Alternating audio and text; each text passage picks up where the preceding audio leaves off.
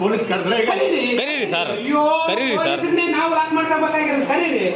Police ಬಂದ್ಬಿಟ್ರೆ ಎಲ್ಲಿ ಬಿಡ್ತೀವ? ಇಲ್ಲ ಮಾಡಿಲ್ಲ. ನನಗೆ ನಾನೇನ್ ಮಾಡ್ಲಿ ಅನ್ನೋದನ್ನ ಹೇಳಿ. ಈಗ ಏನ್ ಹೇಳಿದ್ರಲ್ಲ ಅದೇ ಆಂಬುಲೆನ್ಸ್ ಇಲ್ಲ ಅಲ್ವಾ? ಪ್ರೈವೇಟ್ ಕಾರಲ್ಲಿ ಕರ್ಕೊಂಡು ಹೋಗ್ತಾ ಇದ್ವಿ. ಆಂಬುಲೆನ್ಸ್ ಬರ್ತಾ ಇದೆ, ವೇಟ್ ಮಾಡಿ ಅಷ್ಟೇ ಸರ್. ಒಂದು ವೇಳೆ ಅಲ್ಲಿ ಏನಾರ ಆದ್ರೆ ಆ ಮಧ್ಯೆ ಏನಾರ ನನ್ಗೆ ಗೊತ್ತಿಲ್ಲ. ಅದಕ್ಕೆ ನೀವು ಜವಾಬ್ದಾರ ಅಲ್ಲ. ನೀವು ಜವಾಬ್ದಾರ ಅಲ್ಲ. ಜವಾಬ್ದಾರಿ ನೀವು ಜವಾಬ್ದಾರ. ನಾವು ದಾರಗಲ್ಲ.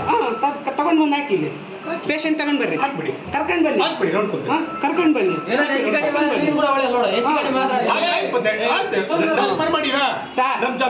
ಸರ್ ನೀವು ಹಾಫ್ ಅನ್ ಅವರ್ ಲಿಂದ ಕರ್ಕೊಂಡ್ ಬರ್ತೀನಿ ಅಂತ ಆಂಬುಲೆನ್ಸ್ ಬಂದಿಲ್ಲ. ಒಂದ್ ನಿಮಿಷ ಎಷ್ಟಾಯ್ತು ನೀವು ಬರಕೈತೆ ಸರ್? ಒಂದೇ ನಿಮಿಷ.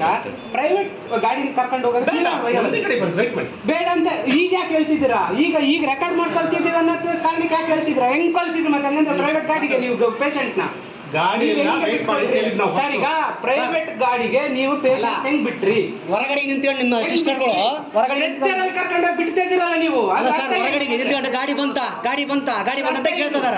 ನಾವ್ ಏನ್ ಮಾಡ್ಬೇಕು ಹೇಳ್ರಿ? ಗಾಡಿ ಬಂತ ನಾವೇನ್ ಮಾಡ್ಬೇಕು ಹೇಳ್ರಿ? ಅವಾಗ ಪೇಷಂಟ್ ನಾವೇನ್ ಮಾಡಕ್ ಹೇಳ್ರಿ?